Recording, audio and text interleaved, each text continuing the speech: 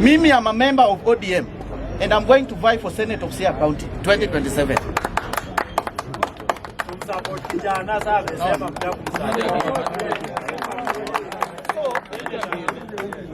So nikiongea mambo ya politics ya ODM has made a very grave mistake, though I know I cannot advise them.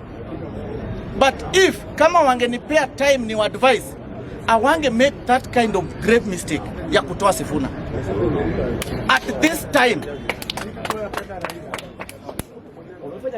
there is a game yenye huyu jamaa anatuchezea. Mimi niko kwa side ya Babu and all those guys. Wenye wanasema ni wabaya. Hata kama naenda kufail, I will rather fail, but nimesema ukweli. There is one game yenye mimi naona watu wanasema, although age yangu haezi niruhusu nikuwe kwa hiyo party organ ya huko ODM, but I'm going to vie with that party because wanasema if you cannot beat them, you do what? You join them, and it's better you fight when you are within. So I'm going to fight with those people.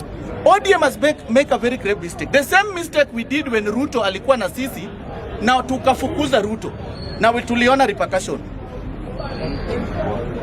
Wakati Uhuru Kenyatta walikuwa wana make a coalition na Ruto alikuwa side yetu. We made the same mistake kumtoa Ruto akaenda kwa ile hii Sifuna sahi. Watu wakuwe very careful. Unaona ile party yenye ilikuwa NCA wakasema wakadissolve. Ati NCA sahi hafai wakuwe na UDA. NC si walitoka. Sahi wakasema hawezi kuwa maji na UDA, si ndio? So you have to be very careful watu wa ODM.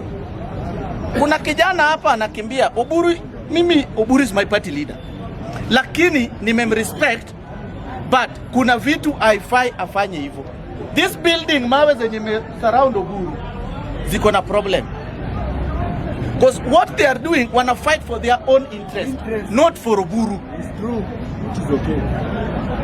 You want to tell me somebody like Salah anataka kukuja hapa Nairobi, nataka kukuja sasa Nyanza, atuanze kupanga sisi tuanze tupanga. Kibarenge wewe tumekimbia hapa street ya Nairobi. Tukiweka hapa Central. Salah nani ameshaona mtu mmoja yao wa kutoka hiyo area ameuliwa hapa Nairobi? Nani ameshaona wakiuliwa hapa Nairobi? Damu ya nani imeshamwagika hapa kwa hii street ya Nairobi kama si ya Mjaluo, Mluya na Mkisi? Na hii kitu nilisema is going to shake the ODM party. Sahi wana underrate Sifuna na wana underrate Babu. In politics there is only three things: either you have money, you have people, or goods. Yes, that is politics. So Baba alitrive kukuwa na watu, hakuwa na pesa, si ndio? Lakini alibuild masses. So masses ndio ilikuwa naleta so sahi hata tukisema Babu bado haiwezi kuwa nini. But let me tell you, the force yenye hao vijana wawili wataenda kumake with the advice of senior counsel James Orengo, na uongeze na Nyang' Nyong'o.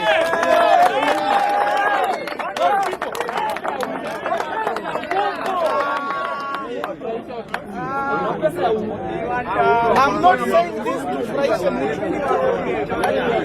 but mimi najaribu kusema tu,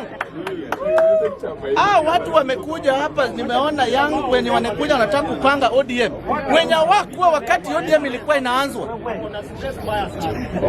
Nani ameshaona Nyong'o akiongea story ya ODM? Na nani alileta Sifuna kwa ODM?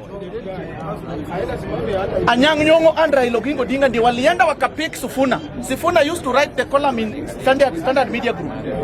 Akamleta Sifuna because they knew that guy is very sharp. Nimeona mtu anataka kufanya comparison of Sifuna na anataka kufanya na Jalango.